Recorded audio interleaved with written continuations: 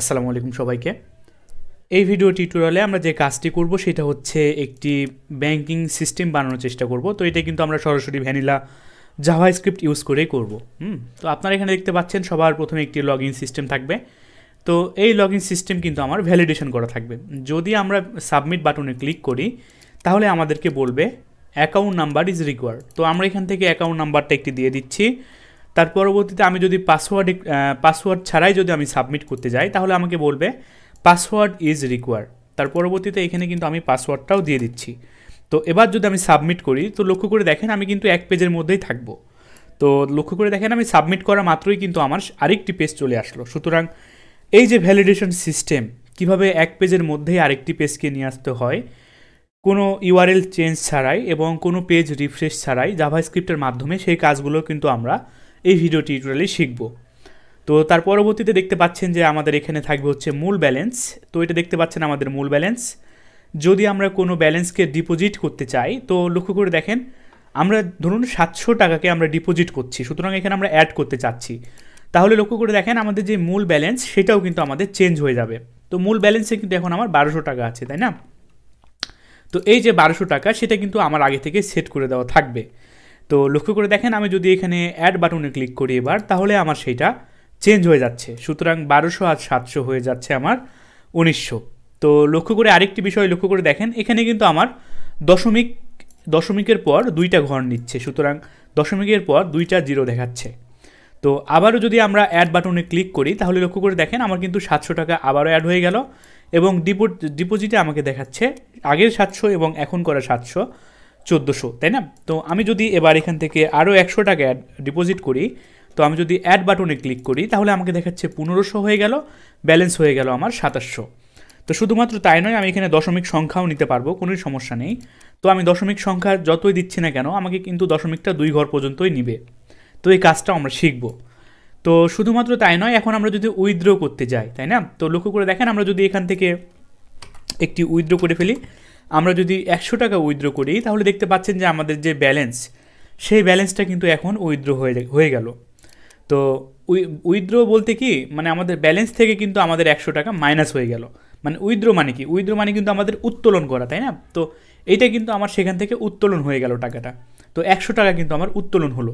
তো এখান থেকে যদি আমি আবারও 100 টাকাকে উইথড্র করি তাহলে দেখতে পাচ্ছেন যে আমার 2700 টাকা থেকে হয়ে গেল 2600 টাকা এবং আগে ছিল 100 এবং এখনকার 100 মিলে হয়ে গেল উইথড্রোতে 200 টাকা। সুতরাং এই যে একটি কাজ, এই কাজগুলো কিভাবে করতে হয় ভ্যানিলা জাভাস্ক্রিপ্ট দিয়ে সেই কাজটাই কিন্তু আমরা এই ভিডিও টিউটোরিয়াল থেকে করা শুরু করে দেব। তবে একটি ইম্পর্টেন্ট কথা বলে রাখা ভালো, সেটা হলো এই কাজটি আপনারা চেষ্টা করবেন নিজেরাই তৈরি করার। যদি না পারেন তার পরবর্তীতে ভিডিও টিউটোরিয়ালটি ফলো করবেন। তো আমি আপনাদেরকে জাস্ট অ্যালগোরিদমটা আমি আপনাদেরকে দেখিয়ে দিই যে কী অ্যালগোরিদম এখানে আমরা অ্যাপ্লাই করব, তাই না? তো সেই অ্যালগোরিদমটা নিয়ে আমরা জাস্ট একটু আলোচনা করি। তো প্রথমে দেখতে পাচ্ছেন যে আমরা প্রথম স্টেপে যেটা করব সেটা হচ্ছে ভ্যালিডেশন করব। তো আমাদের যেই ইনপুট ফিল্ডটা ছিল লগ ইন লগ আউট সিস্টেমের জন্য, লগ ইন করার জন্য সেই ভ্যালিডেশনটা আমাদের করতে হবে। তার পরবর্তীতে আমাদেরকে ডিসপ্লে নান এবং ব্লক সেই প্রপার্টিটা স্টাইলটা আমাদেরকে এখানে অ্যাড করতে হবে জাভাস্ক্রিপ্টের মাধ্যমে। তো তার পরবর্তীতে এখানে দেখতে পাচ্ছি স্টেপ 2তে আমরা চলে আসি। তো স্টেপ 2তে আমাদের কি বলা হয়েছে? ডিপোজিট। সুতরাং আমরা যখন অ্যাড বাটনে ক্লিক করে ডিপোজিট করছি কোনো টাকাকে তখন কি হচ্ছে আমি আপনাদের বোঝার সুবিধার্থে সরাসরি একদম আউটপুটে যাই এখানে। তো আমরা এখানে চলে আসলাম, এখানে না আমি এইটাতে যাচ্ছি। তো এইটাকে একটু ছোটো করে নিচ্ছি আপনাদের বোঝার জন্য। এটা কিন্তু আমার রেসপন্সিভ নয়, জাস্ট হালকা পাতলা ডিজাইন করা হয়েছে আর কি। তো এইভাবে রাখতেছি, পারফেক্ট। তো এইভাবে রাখার পর আমি আপনাদেরকে দেখাই আর কাজটা করি, তাহলে আপনারা বিষয়টা ভালোভাবে বুঝতে পারবেন।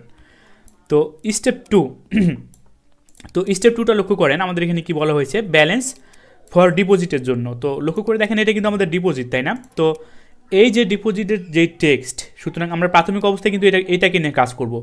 এখানে কিন্তু আমাদের একটা রিফ্রেশ করে নিই, আমি আবারও দেখাচ্ছি। আমাদের কিন্তু এখানে ডিপোজিটে 0 হয়ে আছে, তাই না? তো এখানে ডিপোজিটের টেক্সট প্লাস ইনপুট ভ্যালু। সুতরাং যেই ইনপুট ভ্যালুটা আমরা দিচ্ছি সেই ইনপুট ভ্যালুটা আমরা যদি যোগ করে দিই ডিপোজিটের, আমরা যে ইনপুট ভ্যালুটা দিচ্ছি সেই ইনপুট ভ্যালুটাকে আমরা এই যে ডিপোজিটের যে 0 ভ্যালুটা আছে তার সঙ্গে আমরা কি করব? যোগ করে দিব। তাহলেই কিন্তু এখানে আমাদের কাজটা হয়ে যাবে। তো প্রথম এই কাজটা আমাদের শেষ। তো আমাদের এই যে ডিপোজিট যেটাকে আমরা বারবার ডিপোজিট করছি এখান থেকে যেই ইনপুট দিচ্ছি সেটাই কিন্তু আমাদের ডিপোজিট হয়ে যাচ্ছে, তাই না? তো এই যে আমাদের ব্যালেন্সটা দেখেন, আমাদের কিন্তু সেই ব্যালেন্সের সঙ্গে যোগ হচ্ছে। তাহলে কোন ভ্যালুটা আমাদের যোগ করছে? এই যে আমাদের ইনপুট ভ্যালুটাকে। সুতরাং ইনপুট ভ্যালু প্লাস আমাদের কোনটা যোগ করেছি দেখেন, ইনপুট ভ্যালু প্লাস আমাদের এই যে ব্যালেন্সের টেক্সট যেটা থাকবে, এই ব্যালেন্সের ভ্যালুটাকে আমরা কি করে দেব? যোগ করে দেব। তাহলে কিন্তু আমাদের ডিপোজিটের কাজটা শেষ। এবার আসি আমরা উইথড্র সিস্টেমে। তো উইথড্র সিস্টেমের জন্য এখন আমাদের কি করতে হবে? লক্ষ্য করে দেখেন, আবারও সেমভাবে কিন্তু। তো আমি যদি এখানে 100 টাকা উইথড্র করি তাহলে এখানে উঠে যাচ্ছে 100। আমি যদি আবারও 100 উইথড্র করি তাহলে এখানে হয়ে গেল 200। সুতরাং আগের টেক্সট এবং বর্তমানের ইনপুট ভ্যালুর সাথে কিন্তু সে এখানে যোগ করছে। তো সেম কাজ।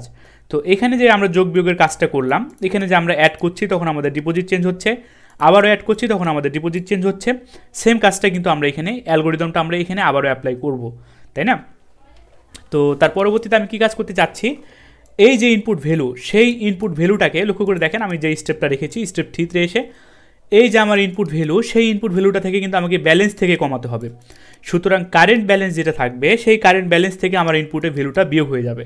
তাহলেই কিন্তু আমার উইথড্র বাটনে ক্লিক করার সঙ্গে সঙ্গে এখান থেকে বিয়োগ করা কাজও শেষ করে দিবে। তো আশা করি বিষয়টা আপনারা সকলে বুঝতে পেরেছেন। এই কাজটাই আমরা এই ভিডিও টিউটোরিয়াল থেকে করা শুরু করে দেব।